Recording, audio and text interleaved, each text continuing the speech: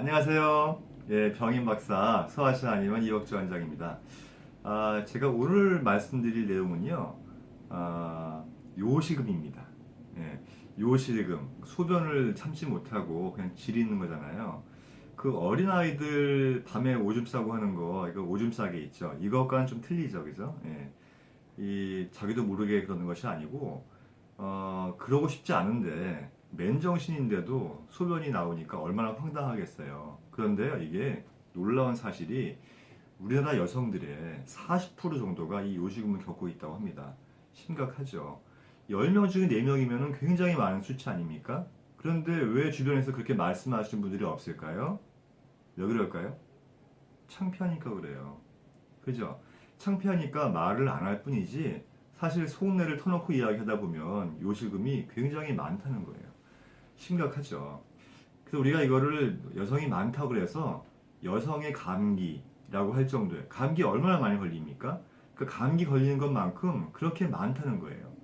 그래서 오늘 제가 요실금의 심각성을 좀 깨닫고 여러분들에게 그 정보를 좀 알려드리고자 합니다. 이 보시면요. 이건 2014년도에 했던 통계인데 요실금 환자의 남녀 비율이에요. 이 뽀얗게 많이 되어 있는 것이 여성이고 이 조그만 게 남성이잖아요. 요실금은 여성이 남성보다 한 10배 정도 많습니다. 그래서 여성의 감기라고 하는 거예요. 대부분이 언제 이것이 시작이 되냐면요. 출산 후에 이제 자궁이나 또 요도나 이런 기능이 약해지면서 아이 낳고 나서 이 요실금이 많이 발생을 하는데요. 요즘엔 여성들의 그 사회 활동이 많아지면서 그 사회생활을 하면서 스트레스 받죠. 또 음식 제대로 못 먹죠. 또 과로하죠. 하다 보니까 더 많이 이 증상들이 이제 많이 나오게 되고요. 또 갱년기 이후에 기능적으로 떨어지면서 갱년기 이후에도 이런 증상들이 많이 발생을 하고 있습니다. 그러면 그 요실금이 그냥 뭐 소변을 참지 못하고 소변을 자꾸 지린다 하는 이제 증상 단순하게 생각할 수 있겠지만은 좀 더 구체적으로 어떤 증상들이 있을 때 우리가 요실금이라고 할 수 있을까라는 것에 대해서 제가 한 가지씩 말씀을 드릴게요. 우선은 줄넘기 하다가 줄넘기 할 때 소변을 지리는 거예요. 이런 경우 많이 있었을 거예요. 그러니까 천천히 걷거나 할 때는 문제가 안 되는데 계단을 뭐 심하게 뛰어서 올라간다거나 달리기를 한다거나 특히 줄넘기 할 때 이때 자기도 모르게 소변이 나오는 거예요. 이럴 때는 요실금이라고 할 수 있다고 하는 것이죠. 그 다음에 이 소변을 오래 참지 못해서 이 실수할 때가 많다는 거예요. 그러니까 우리가 이제 소변을 좀 참아야 될 때가 있잖아요. 예, 화장실은 좀 멀고 그리고 예전 같으면 이 정도면은 참을 수 있었는데 요즘에는 조금만 이렇게 소변이 차도 참을 수가 없고 그것 때문에 많이 힘들고 이럴 때 우리가 이제 이런 증상들을 의심할 수가 있는 것이고요. 다음번에는 이 소변을 볼 때 따갑다거나 자결감을 느낄 수가 있어요. 그 여성의 요도는 이제 남성과는 틀려서 이렇게 밖에 많이 이렇게 노출돼 있고 또 짧기 때문에 외부의 세균에 감염되기가 쉽거든요. 이제 그러다 보니까 이 감염성으로 해서 이 급성 방광염이나 이런 것들이 올 수 있는데 이 방광염 증상이 빨리 낫지 않고 만성적으로 오래 지속이 되면은 바로 요실금 증상이 나올 수 있다고 하는 것입니다. 그 다음에 재채기 할 때 또는 기침할 때 소변이 나온다. 이것 다 듣는 순간에 맞아 맞아 하는 분들이 많이 계실 거예요. 예. 재채기를 하게 되면은 배 압력이 가해지면서 방광의 압력이 가해지죠. 평상시 같이 건강할 때는 이 요도가 딱 맞고 있으니까 그런 일이 없는데 요실금 증상이 있는 분들은요 힘이 약하다 보니까 자꾸 흘리게 되는 거예요. 그 다음에 앉았다가 일어날 때 소변이 나온다. 비슷한 거긴 한데, 그죠? 이게 이제 몸이 한쪽으로 이렇게 움직일 때, 특히 중력에 의해서 소변이 밑으로 확 내려오게 되는 거죠. 그 다음에 극장에서 소변을 힘들게 참거나 영화 볼 때 최소한 2번 정도 화장실 왔다 갔다 하는 경우가 있어요. 그래서 이 극장에서 영화를 볼 때 자주 화장실 왔다 갔다 하는 분들 있잖아요. 이런 분들 대부분 요실금 환자라고 생각하시면 됩니다. 빨리 치료해야겠죠. 그다음에 이제 차를 타면 소변 때문에 걱정이 먼저 앞서는 분들이 있어요. 의외로 많더라고요. 그래서 이제 차 타려고 하면은 무조건 화장실 먼저 가서 소변 보고 나와서 차를 타고. 그런데 차 시간 때문에 화장실 가는 걸 놓쳤다. 이러면은 불안해가지고 견딜 수가 없어요. 소변 때문에.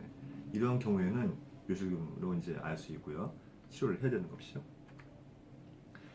이제 이건 좀 다른 건데요. 소변만 생각하면은 우울하다 이런 분들이 있어요.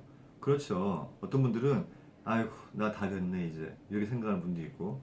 근데 다 된 거 아니에요. 왜냐? 젊은 여성들도 요즘에는 바쁘게 살다 보니 방광이 약해지면서 이런 요실금이 나온다고 했잖아요. 젊은 여성이 뭐가 다 됐어요. 그죠? 그러니까 예전같이 왜 이제 뭐 나이를 먹고 뭐 노화가 되면은 뭐 소변을 제대로 못 가리고 뭐 이런 것 때문에 그렇게 생각할 수가 있는데 그런 게 아닙니다. 치료할 수 있는 것이기 때문에 전혀 우울해할 필요가 없는 건데 자꾸 우울해지는 감정이 생겨요.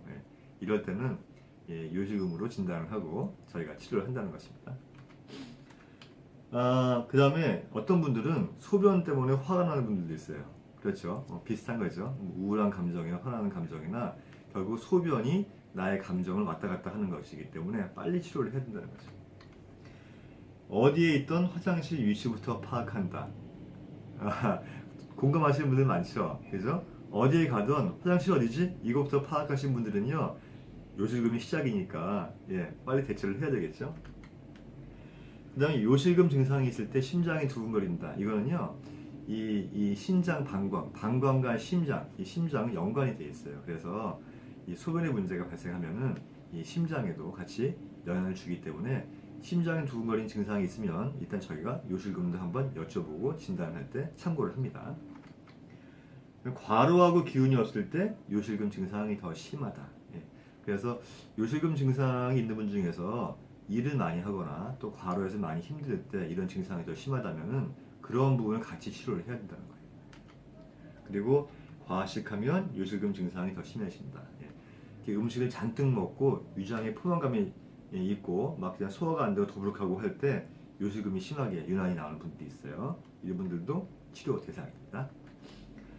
요실금 문제로 아무것이나 있기 힘들다. 당연하죠. 마음이 아파요, 그죠? 이런 증상이 있을 때 요실금이 있는 거예요. 증상이 심해진 거죠. 또 요실금 문제로 성관계에 지장을 받고요. 또 자기도 모르게 소변을 지리는 때가 있다. 다 요실금 증상들이긴 한데 어쨌든 이런 것들이 있으면요.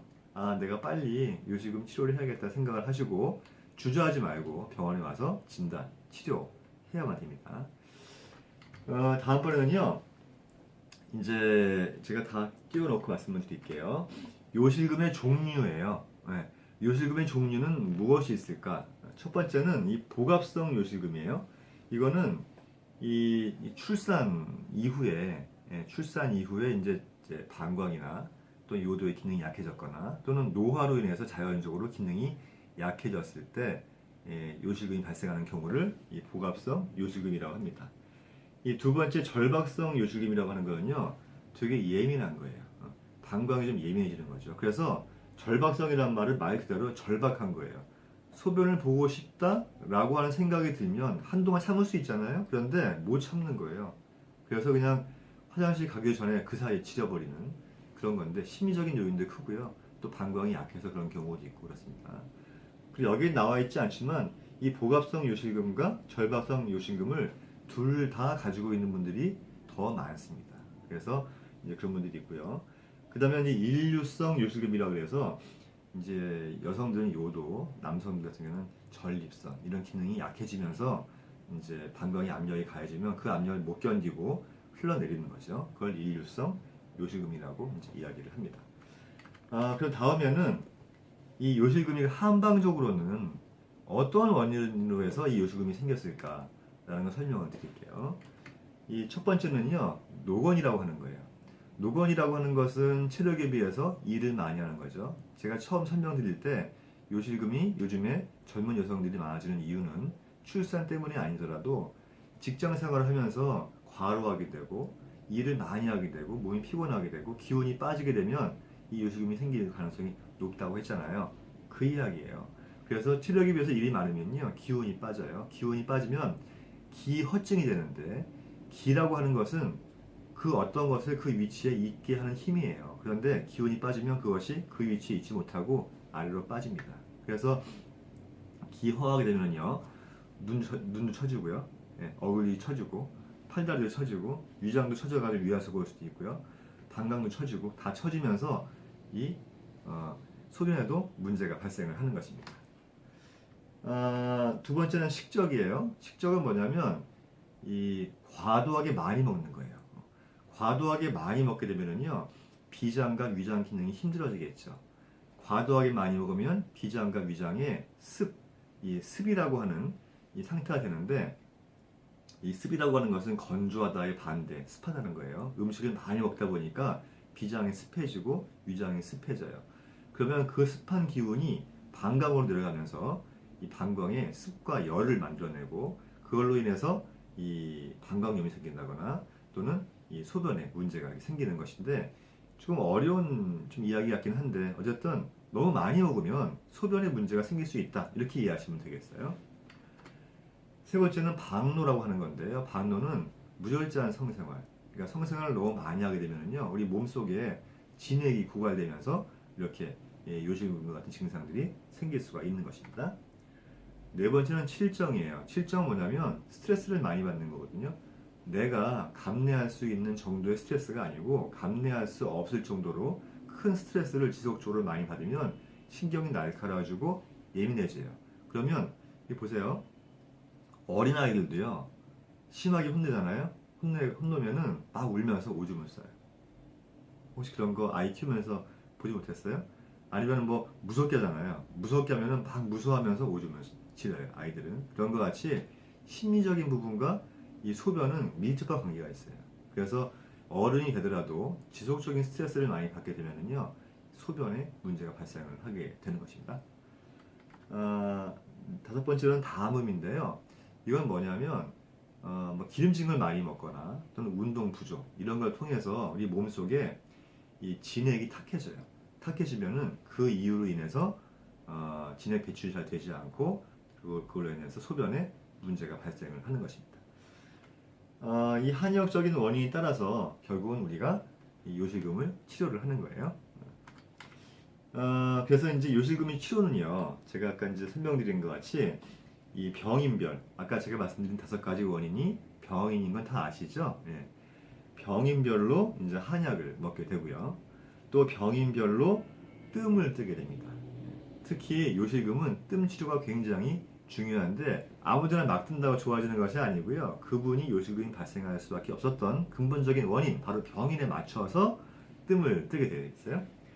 세 번째는 약침도 이제 저희가 응용하여 쓰고 있고요. 네 번째는 결국 병인이라고 하는 것은 안 좋은 생활 습관이나 환경에서 제가 만들어진 것이라고 그랬죠. 그래서 생활 관리와 습관 관리를 반드시 해야 되는 거예요. 그 다음에 생긴요법이라는 거는 우리가 스트레스나 이런 것들을 잘 다스리기 위해서 이 자율신경을 조절을 해야 되는데, 그 자율신경이 과다하지 않게 또 너무 약하지 않게 정상적으로 만들어줄 수 있도록 생기능 치료를 같이 저희가 하게 됩니다. 그리고 도인술과 케겔 운동, 이런 건 뭐냐면, 케겔 운동은 다 아시죠? 항문 조이기 운동이에요. 이 항문 조이 운동이 잘 모르시겠다는 분들이 있는데, 뭐 항문 조이는 거 쉽잖아요. 근데 모르시겠다는 분들이 있어요. 이 가장 쉽게 알 수 있는 거는요, 여러분 소변 볼 때 있죠. 소변을 보다가 중간에 소변 한번 끊어보세요.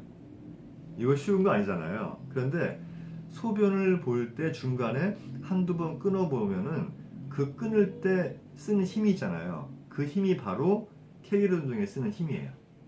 이제 아시겠죠? 그래서 평상시에 이 항문 조이기 운동을 그런 느낌을 하는 거죠. 그렇게 해도 괜찮고, 아니면 평상시 하기가 어려우면은 소변 볼 때 있잖아요. 소변 볼 때 한 두세 번씩 중간에 끊는 연습을 해보세요. 이것만 해. 그런데 이 요실금 있는 분은 잘 안 돼요. 안 되는데 하다 보면 힘이 생기면서 그런 힘이 좀 커지면서 잘 되거든요. 그런 훈련을 하게 되면은 좋은 치료법이 될 수가 있고요. 이 도인술이라는 거는 뭐냐면, 케겔 운동을 하는데 동시에 호흡도 같이 하는 거예요. 무슨 말이냐면, 항문에 힘을 주거나 또는 이 소변을 중간에 끊는 힘을 주거나 같은 힘인데, 그 힘을 줄 때 있잖아요. 그때 숨을 입으로 후 하고 내쉬면서 힘을 주는 거예요. 그리고 힘을 뺄 때는 코로 숨을 이렇게 들이마시고 이렇게 호흡과 함께 케겔 운동을 하게 되면 그것이 바로 훌륭한 도인술이 됩니다. 쉽죠? 그 다음에 이제 호흡 훈련을 통한 스트레스 관리. 이것은 제가 예전에 화병 설명할 때 말씀드린 것 같이 복식 호흡이에요. 예. 복식 호흡을 하게 되면은 스트레스가 이렇게 풀리고 부교감 신경이 이렇게 항진되면서 뇌파가 편해지면서 이렇게 소변을 잘 관리할 수 있고 잘 붙잡아 둘 수 있는 힘이 좀 커질 수 있다고 하는 것입니다. 예. 자, 제가 오늘은 여러분들 그 괴로워하는 여성의 감기라고 하는 요실금에 대해서 설명을 드렸는데요. 잘 이해가 되세요? 예. 이해가 안 되시면 저희 소아시아원이라는 홈페이지나 블로그에 정리가 잘 되어 있으니까 한번 읽어보시면 돼요. 예. 자, 여러분. 그 잘 낫지 않는 병으로 참 고민이 많으시죠. 예. 병인 박사인 제가 여러분의 병인을 해결해서 그 질병을 제대로 고쳐드리겠습니다. 감사합니다.